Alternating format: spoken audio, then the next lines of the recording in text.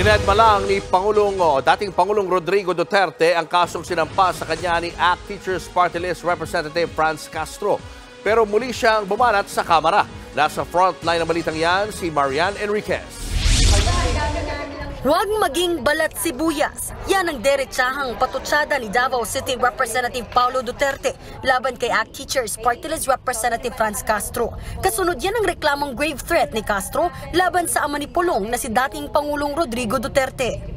Nag-ugat ang reklamo nang pagbantaan siya ng dating Pangulo sa isang interview sa SMNI na gusto niyang ipapatay si Franz kasama ang iba pa umanong komunista. Bunsod ito ng pagharang ng Makabayan Bloc sa confidential funds na hinihingi ng DepEd ng Office of the Vice President para sa susunod na taon.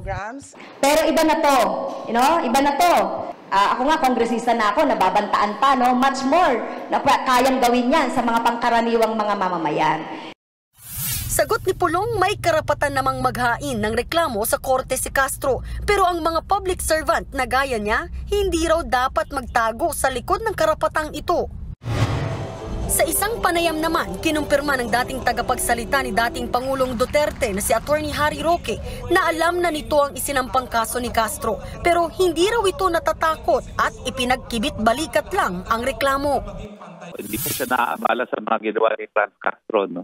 At bagamat hindi ko pa nakikita ko ano yung reklamo ni Franz Castro, paalalahan ko lang po siya na bilang dating presidente, ang presidente po may access sa lahat ng mga intelligence report ng lahat ng mga security agency para magpapatunay kung sino talaga ang tunay na laban ng Republikano. Sa isang panayam naman ulit kahapon sa SMNI, muling binakbakan ni Duterte si Castro at ang iba pang kongresista. Hindi raw niya matanggap na tila pinahiya ng mga mambabatas ang kanyang anak na si VP Sara dahil lang sa issue ng confidential funds. Kaya hamon niya sa Kamara bakit hindi rin ito isapubliko ang pondo nito para patunayang wala rin silang tinatagong confidential funds. Kayong mga congressman, pinagsabihan na sana ninyo kaagad.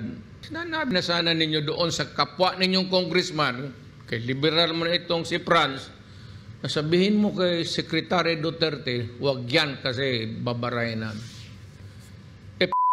Pinahiya ninyo. Samantala kayo naman dyan nagwawaldas ng pera.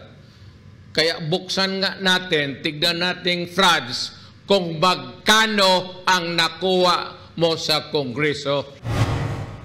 Wala pang pahayag ang liderato ng Kamara sa bagong patutsada ng dating Pangulo. Pero una nang ginit nito na wala silang confidential fund dahil extraordinary expenses lang ang nasa budget na ginagamit sa operasyon ng Kamara. Sinubukan din naming kunan ng pahayag si Vice President Sara Duterte nang bumisita siya sa opisina ng COMELEC sa Maynila kanina, pero tumanggi na siyang magpa-unlock ng interview. Nagbabalita mula sa Frontline, Marian Enriquez, News 5. Mga kapatid, Julius Babaw po. Huwag maging huli at maging una sa lahat ng balitaan. Para sa tuloy-tuloy na talakayan sa Frontline, mag-follow at mag-subscribe sa social media pages ng News 5.